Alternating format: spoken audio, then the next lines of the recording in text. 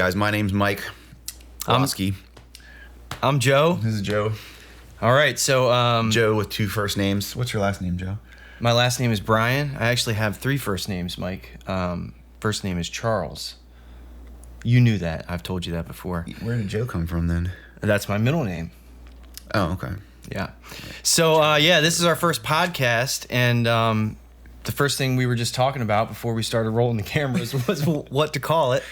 So we started asking ChatGPT because ChatGPT is a genius. yeah, we're both feeling a little blocked. Joe and I are going through some stuff right now. No, we're not. It's we're fine. It's separate from each other, but we're breaking up. So We're in the process of breaking up. yeah. So, what did ChatGPT suggest, Mike? Well, the first one I thought was really good was creative crescendo. I like that Creative one. crescendo. Yeah, but you didn't seem to like that. And then What is? Wait, I have a question. What is a crescendo? that's a good question. So now that I'm thinking about it, maybe this isn't a great name because a crescendo is like a build up, right? Mm-hmm. But then I'm not sure if you include the end. Like, I mean, once the crescendo is It's like a cascade, I guess, okay, right? Yeah. It's if we're constantly crescendoing, that would be good. But if we ever get to the end of the crescendo, that's not good. Then it's just all downhill from there.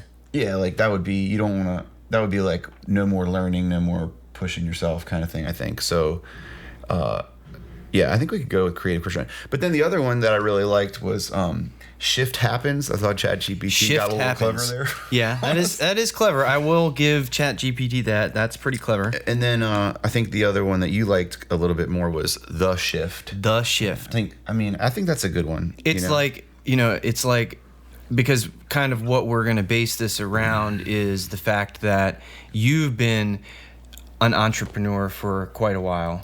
Let me just stop myself right there. Am I saying that correctly? Entrepreneur, or is it entrepreneur? I don't know if I would. I don't know. I'm not sure. Like if I technically it would be. I think like an entrepreneur maybe is somebody who builds like businesses and sells them, or is it just somebody that works for themselves? I mean, I've always considered it just someone who kind of creates their own business and works for themselves. Okay, then yes, I am. Yeah, and you've been doing that for how long? I don't know, like 8 years or something. That's a while. Yeah. That's a while. Maybe more. So Mike's been doing that for quite a while. We'll get into exactly what it is Mike does. I did some pretty interesting things. You sold. I remember years ago you telling me that you would go to yard sales and buy books and sell them on eBay. Yes. I did arbitrage before it was cool.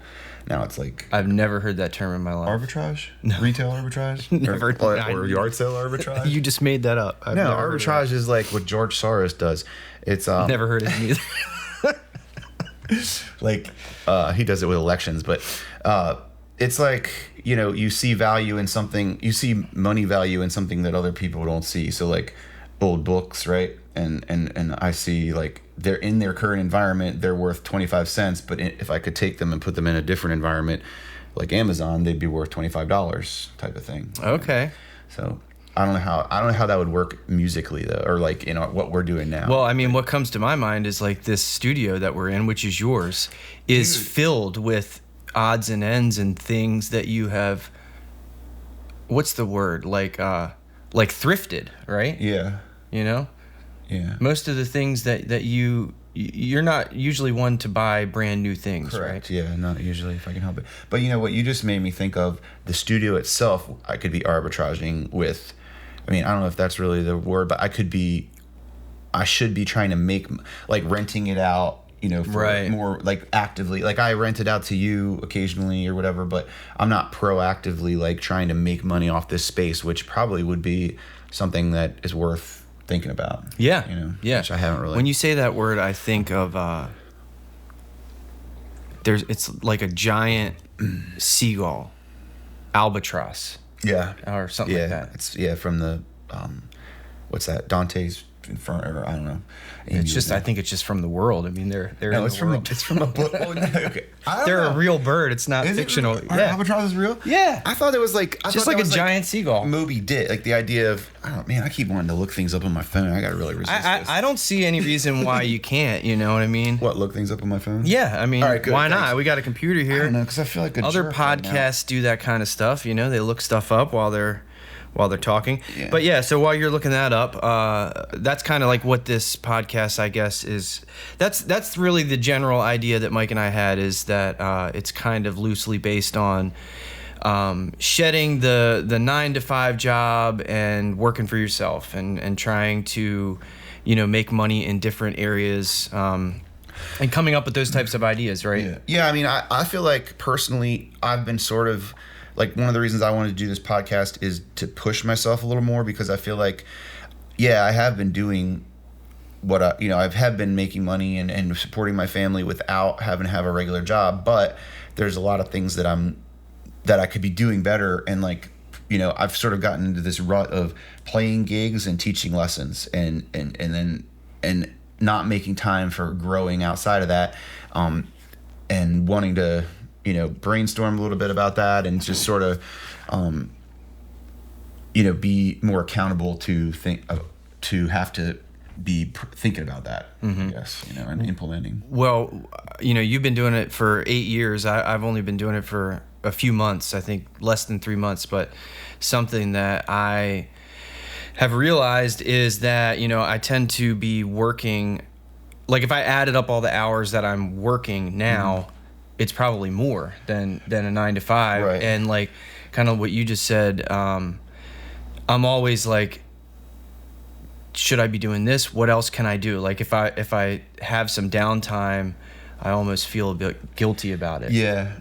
Yeah, and that's something I struggle with too with the family, is like I want to spend time with my family, and I kind of can do it whenever I want, like, and it's almost a trap. So like one of the things up until recently, you should feel bad for me because my dad just died, but up until recently, like, and things have changed since then, and it's been a little hectic and weird, and everything's been different, but it's getting back on track. And one of the things that my wife and I were doing, Amy, is that setting a time for me to be leaving and setting a time for me to come home. Yeah. And trying to separate those two aspects of my life, which is really difficult sometimes to like, because the kids have a karate thing or whatever, and I want to see it, and so I can rearrange things if I want to, but it can easily fall into the trap of just never doing any work or just only doing work. Right. So. Yeah, I mean, I think that, like I said, you're much more experienced than I am, but you're smarter than me, so well, that's true. That's true. This is a great time to mention your hair for the first time in this podcast, which will be a recurring theme. Yes. Touche to being smarter, but you do have much better hair than I do. So I think that definitely evens it out. Probably gives you a little bit bump ahead of me. Yeah, I have edge. So anyway, we were saying. I would lose all of my IQ in order to get my hair back. I would just be completely stupid if I could have a full head of hair.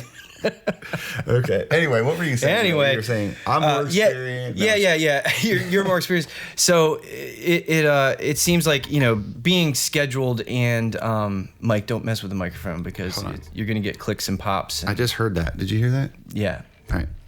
Go ahead. All right. So yeah, the scheduling and the discipline thing. Like being scheduled and having specific time to not just work, but like, break it down into chunks. Like I'm going to work on this for this amount of time. I'm going to work on this for this amount of time.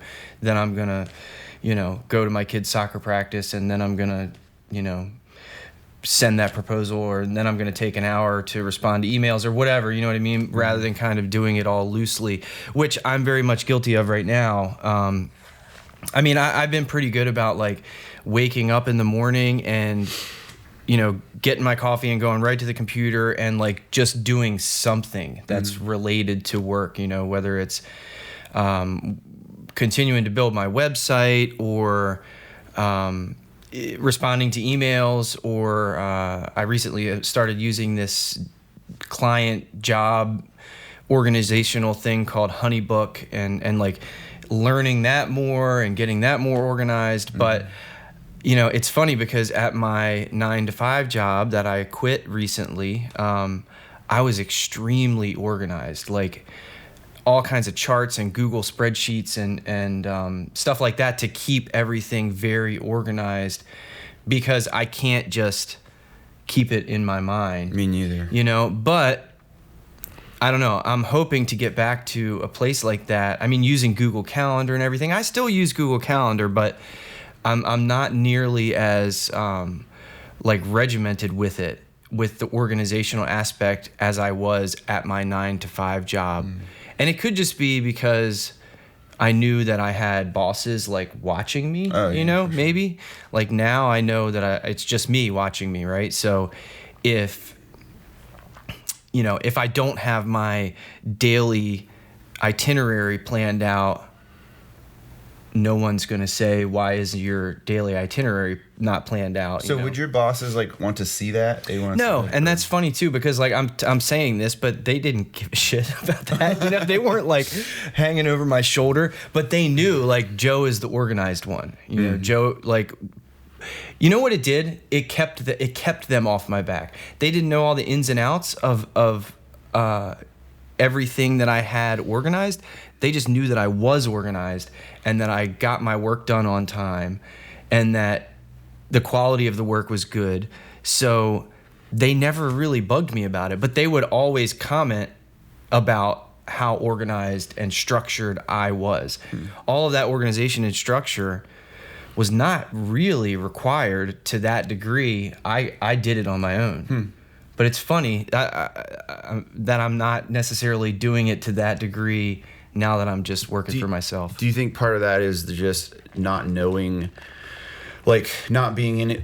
Like I mean, you had I'm assuming very defined goals and roles and goals. I don't know what I'm trying to say. Like a defined role that had certain goals that you had to try to do, and it's like the goals are a little bit more nebulous with. It's a big word, Mike. Okay, the goals are a little. Do you know what I mean? No, I'm not sure how, in that context. No, harder to pin down, a little bit more like of an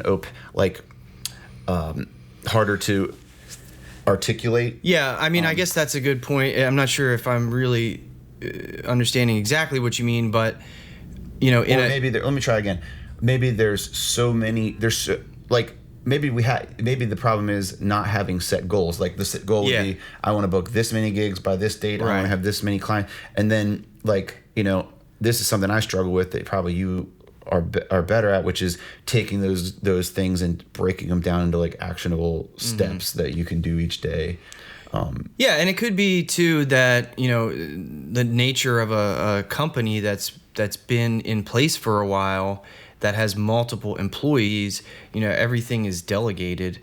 And very much more specific. Yeah. And when you're, I think that's what you're talking about, right? So when you're working for yourself, or what I've found so far is, I'm doing all of it. So maybe it'll just take time to kind of, narrow all that stuff down and really organize it. But it definitely helps to relieve stress for sure. Like, when I do have downtime, the more organized I am with work, when I do have downtime, I'm less worried about forgetting something.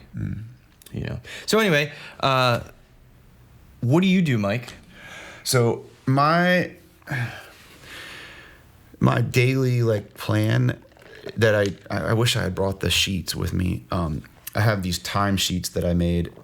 So basically it's like two columns and a bunch of rows, and the rows are divided up into half-hour increments. So like on the left side it'll be 8 a.m. and then to the right of that will be 8:30, and then beneath that on the left side is 9 and 9:30 and 10 and 10:30. And so I have the day broken down into half-hour increments, and then on the side there's just an area to write down all the stuff that I'm going to do that day. So I write it all down on the side, and then I'll start plugging it into the boxes.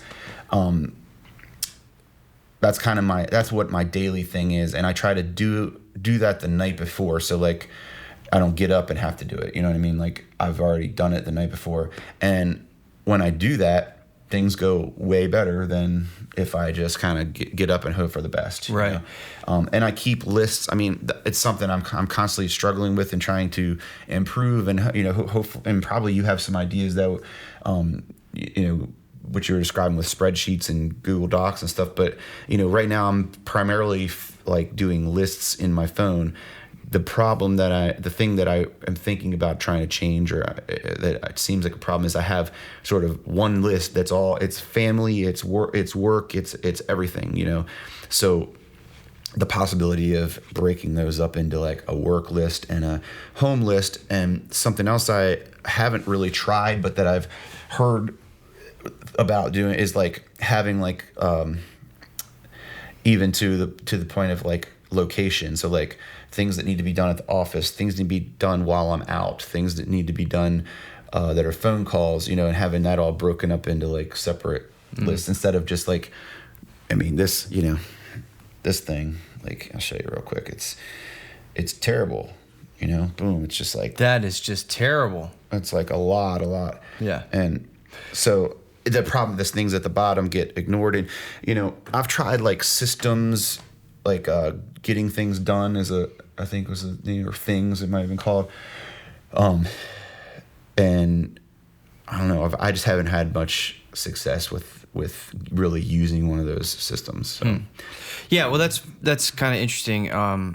What you were talking about, before I stopped working, before I started working for myself, this, but I was a counselor for about 5 years, and one of the things that we focus on in recovery is time management, right? And like not being wasteful with time. And that daily itinerary thing, like I had a specific template that I would share with clients all the time, and it was exactly how you described it. And with a column on the other side, a to-do list, and then a priority like box too. Oh, that's cool. I like that. So I would always tell them, like, the way that I would suggest to start would be just write a to-do list in no particular order, just as it comes to your mind, and then once you feel like that to-do list is big enough, then prioritize them in that prioritized box, and then put them in order, of what time of day you're going to do it. I don't know if you use the same exact template, but what you were describing sounds exactly like what I just made it on Word or whatever. Oh, okay. But would you, so like, let's say one of your, like something that needs to get done is, like, I'm trying to think of a good example here. Like, let's say you're doing a recording, right? And it's like, the recording needs to be done, but that, or a video, let's say you're making a video, right? So that's something I see on my list all the time. Bag video, right? Right. And it's like, what I really should be writing down, I feel like is, instead of just bag video, like it should be like write the script or like a very specific thing each day, right, relating to the bag video. And I think a lot of times if I just write bag video, I just forget, it's like I can't do that whole bag video right now. Yeah, right. Instead of like this one thing I could do that today. Yeah, that's like related. Like you were talking, you might have been saying this before the cameras were rolling, but like short-term and long-term goals, like the long-term, or maybe make a bag video is, maybe the long-term goal is have a successful YouTube bag review channel. The medium-term goal is make a bag review video. Mm-hmm. The short-term goal is write the script. You know what I mean? Yeah, I think it's just about like breaking things down into chunks that are easier to achieve. Because like you just mentioned, bag video written there, it's like you can't just, okay, let me just do this bag video right now. Mm-hmm. There's steps to plan for that. Yeah. So what I was trying to do with that is, and it's hard to keep track of it, but like I would have a separate note for bag video that would have things in it that need to be done for the bag video or whatever, Mm-hmm. But it gets a little bit out of hand. Like, where's that node and this node? And so definitely like finding a system that works, I think would be ideal, like something that's kind of already created a mm-hmm. system. But I've been trying. But you've tried several different ones, right? Like, yeah, I think, and I think if I tried like now, I think I'd be better. I would do better with some of them than I did in the past. Mm-hmm. just having grown up a little bit and right. Yeah, I mean, there's different. I haven't really tried too many of those either. I use I use all the Google stuff like Google Keep, but that's just a note taking thing. You can put them into different folders and stuff like that, which I do. I have a passwords folder and stuff like that. But there, yeah, the phone's locked though, so you can't see. But there's ones there's something called like Evernote, I think. I've never actually checked that out, but I think it has a lot more organizational features, I guess, Mm-hmm. I don't know. But anyway, I should have been a little more specific because I asked you, what do you do? I meant like, what do you do for work? Like what are your businesses? Just so they can, the people who are listening or watching this, if there's anyone, they can get to know you and what you do for your businesses. So right now my main things are, like I mentioned earlier, lessons and gigs. So I have this space here where I do lessons. This is Kent Island Academy of Music. So I teach drums and bass and guitar and a bunch of different instruments. I do that 2 nights a week, and then I try to gig every other night. And then during the day, I'm either doing things for or with my family, or I'm trying to get more gigs and trying to get more students and responding to, inquiries. And but to be honest, like I said, the last few months, I feel like even before my dad died, I've gotten complacent with it all, just kind of like maintaining what's there, not growing, And another thing that I really, this isn't what you asked, but something that I'm very interested in doing is figuring out some more residual income based solutions that I don't have to be there for. It's like I have to teach the lesson, I have to go to the gig, I can't do this work one time and then continue getting paid for it somehow, like with writing royalties or like YouTube videos or, so I think. Or vending machines. Vending machines. I love that idea. I really wanted to do vending machines for a while. I think I still might actually with the life insurance money. There you go. Figured it out. Dude, I'm telling you, man, that's a good, I love that idea. I need a finder's fee for that, Mike. No, dude, vending machines have been on my list since way back in the day. That was a Dan Miller. Dan Miller is a really good, so if any of you know who Dave Ramsey is, he's like a financial I do guy. know that name, yeah. He has, Dan Miller is his career coach, or was, I don't know if he still is or not, but he wrote a book called 48 Days to the Work You Love. And that's actually how I initially got off of the teat of corporate America or whatever. I was working for Apple, which is about as corporate as you can get. And so in that one of those, I don't know if it was in his book or on his podcast, where I heard somebody talking about this retail arbitrage thing, and I started learning about it and doing it. But one of his things is 48 business idea, low cost business ideas or something. Yeah. And one of them is vending machines. I was like, yeah, definitely awesome. It's a cool idea. Yeah. Awesome. Music vending machines. Music machines that vend music? Yeah. So something that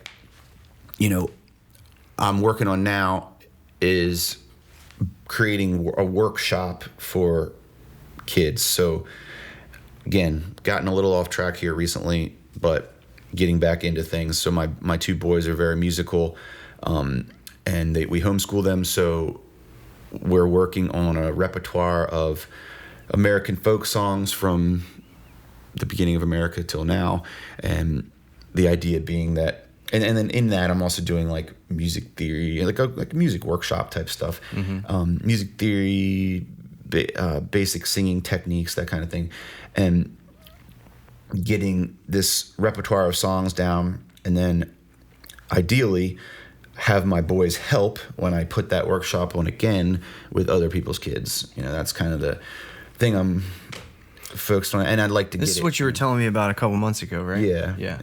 Very cool. Yeah, but again, that's not really a residual income solution. That's still something I have to be there for, but it's another avenue. It's another avenue. So. Oh my God. That's an alarm telling me to text this guy about gigs. So Yeah, one thing that you do really love is alarms. Alarms, yeah. You know. And booking gigs. Yeah. Heck yeah, man. So- Well, that's cool. I mean, that's one of the cool things about working for yourself is like you can kind of branch off and try different ideas, you know what I mean? You have some time to do that kind of stuff. And you've been doing... Yeah, I've been, well, Mike and I have played music together for a while. Well, we kind of used to do that a lot more than recently, but yeah, I've been doing the gigging musician thing for it's been a long time now. But you just started solo gigs. Yeah, I just started solo gigs. Before I was doing like full band stuff with Heavy Fred, the band. You know, Mike used to play with Heavy Fred and still does from time to time. And then we did the duo thing for quite a while. Mike and I did Heavy Fred Light for a long time. I had some other guitar players playing with me. But yeah, I recently started doing a lot more solo gigs. It's kind of funny because I really resisted doing solo gigs for a long time. I'm really not sure why. And you were doing them for, a lot, way before I started doing it. But recently, in the past few months, I started doing more solo gigs. This was even before I quit my day job. And I realized that those were like a lot easier to book. Oh, yeah. And you end up making more money because, you get to keep all of it instead of part of it. And then I guess probably maybe like a year ago, is when I got that camera that's on you right now. And I bought that camera just to get some higher quality videos of Heavy Fred and Heavy Fred Light and stuff like that, And I kind of realized that I liked the whole camera thing and like learning about it. I already had some background in audio recording. Mike and I are staring at Reaper right now, recording our microphones. So that kind of took off, and then I ended up buying that camera that's on me. And what's up? Saying hi to the camera. It's on me, not you. Oh, okay. Well. Anyway. So that ended up turning into a photography and videography business that I call Image and Sound Media. And I kind of started that part-time before I quit my day job, but I realized very quickly that I just needed more time, to devote to that. And that if I did have more time to devote to it, like I could grow the business a lot more.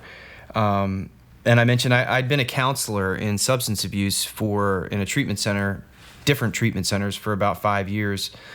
And, that's a very taxing job. It definitely is something that is susceptible to burnout. And I wouldn't say that I was burnt out, but I was getting there, Yeah. I was a little less empathetic than I was when I started, So anyway, yeah, it just kind of worked out that way, and I decided to quit that job and to devote all my time to music and videography and photography, and it's been coming up on 3 months now, I think, 2.5, 3 months, and knock on wood, it's been going pretty well. So I actually I have some buddies right over here in the office building right next to us. They just hired me for like an ongoing weekly thing, to do social media stuff. Yeah. Which is kind of crazy. You're talking about like offshoots of working for yourself. Like, I built your website, your most recent website, and websites were not really something that I had planned on doing with Image and Sound Media, but it just kind of worked out that way, It's like if you have a tree cutting service, you also could have a firewood business. Yeah. Right. Yeah. And like, designing logos for people, I've done that, since I quit my day job. You have a really. I'm a little bit envious of the skill set that you've gotten recently, because there is so much you could do with that skill set and that gear. Like, there is, man, and it's kind of there's so many different aspects of like media that are related to each other. Like I'm still just kind of scratching the surface with like Photoshop and Adobe Illustrator, but like I'm trying to learn those two programs a lot more because it could really, open up so many more things that I could do, But yeah, that's what I've been doing lately, and it's been pretty good so far. Have you found, like, I mean, what have you been doing to actually get those kind of gigs? Like, did you go around the business park and say, "This is what I do," or did you? No, has it been all word of mouth or what? Yeah, it's funny you mentioned that. My dad just yesterday or the day before or something told me, he was like, "You should go around the business park and hand out cards." And I'm getting ready to do that. Right? So today I'm going to do it for I'm trying to get more corporate type gigs, you know. But yeah, I mean, it's not a bad idea. It's a little old school. But. It is, but you know, I don't know about your business cards, but mine have like QR codes on them. You know what I mean? Which is a little bit less old school. You know, kind of a cool thing that you can do these days. But yeah, I don't have those. That's a good idea. I started, man, mainly just like social media stuff. You know, the videos that I did for you, that's been a year or more ago now. Man, I was wearing the same shirt. You were. That's your best shirt for sure. It's a very camera. What's the word I'm looking for? I don't know. Let's get. It's a good shirt.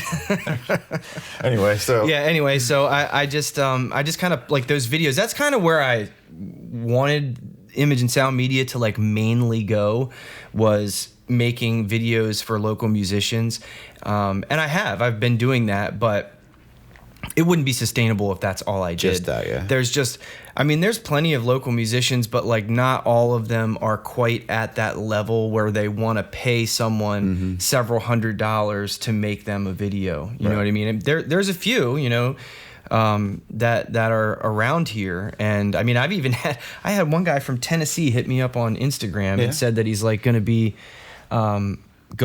touring through this area in like June or July, and he wants to make a video when he comes through here. Cool. Yeah. So, you know, that kind of stuff, just putting those videos out on social media. Did you ask him how he found you? He found me on Instagram. It was actually Gage's video that he saw. Oh, okay. Yeah, yeah. Some random musician guy. There's another guy from Pasadena who just saw the Chesapeake Suns video. Okay. And I haven't seen that one yet. I gotta check that one out. Yeah, they turned, well, there's a second one that they haven't released yet, but yeah, they turned out good, you know. Cool. So, and then just I got another buddy who is kind of like a mentor with the whole photography and videography stuff. He's got his own business, so excuse me, he's handed me a couple jobs. A car photo shoot, like a car meet photo shoot, was kind of like my first paid photography gig. That was handed to me by him. Hey, I paid you to do my girl's adoption. That's true. That's true. Was that was the first one? Yeah, you're right. Yeah, you were. So you helped kickstart Image and Sound Media. Thank you, Mike. No. But yeah, like something like that is something I never would have thought. Like getting a photography gig for an adoption. You know, going into the courtroom and taking photos, and then like the festivities afterwards. Like. I never would have thought of that. You know what I mean? Me neither. Yeah, right. So, yeah, man, just kind of like word of mouth, social media.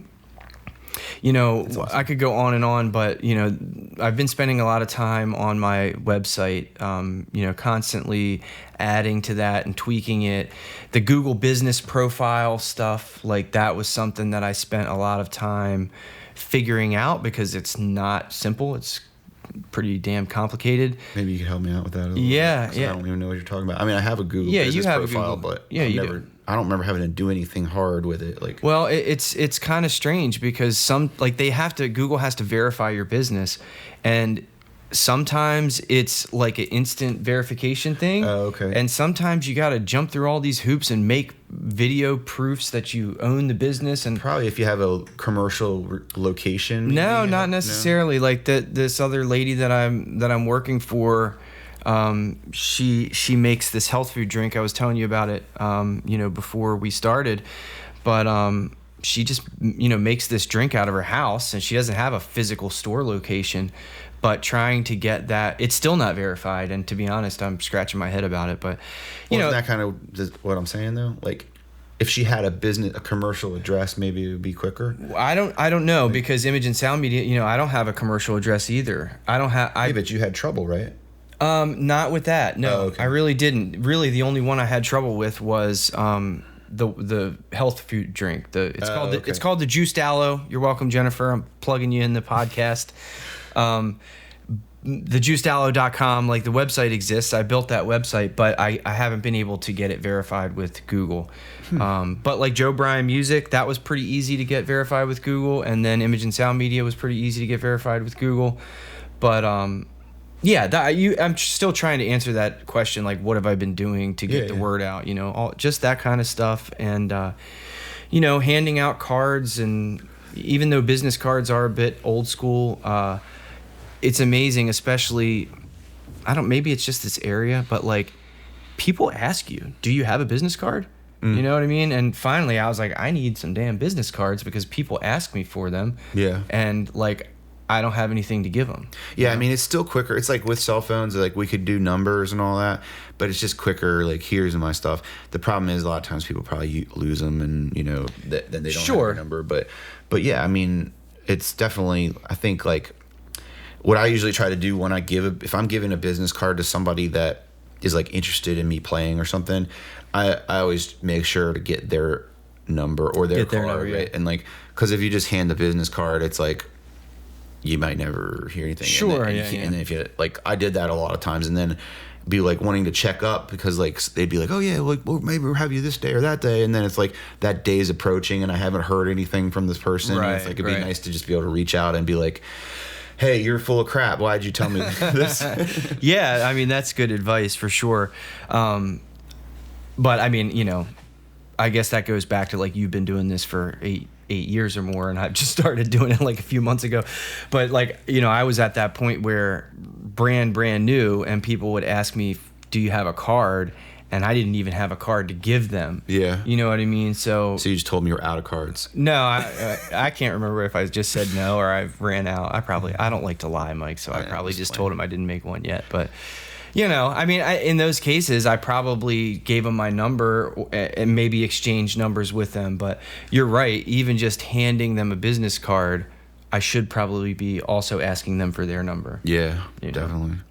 So, but you know what, Mike? I think that we're about out of time. We agreed that this podcast was going to be about 30 minutes, and the runtime says 38 minutes right now. Oh, we could probably shave a little bit of nonsense off of there to consolidate it down to 30 minutes. But, you know, I think that was a pretty good intro. Yeah. You know, maybe next time we'll talk about something else. I think what I'd like to do is maybe next time we could, in between now and then, try to implement something new and discuss how it's going. So like for me, I'm gonna I don't know what it's gonna be yet, but potentially a new system of some sort for like just talking about it makes me want to like, you know, or a new idea like you know, like whether I could tell you how it went handing out business cards at the I mean that, absolutely. I think that there's like endless things to talk about, you know, that can all kind of fall under this working for yourself and shedding the 9-to-5 day job type of thing. You know, some other things that have crossed my mind, I mean, it doesn't have to all be work related, right? Because like you gotta do things for yourself. So I mean, I know you well, but whoever's listening, they don't know all the cool stuff that you're into, all the EDC stuff. And you know, all these bags that are behind us, you know.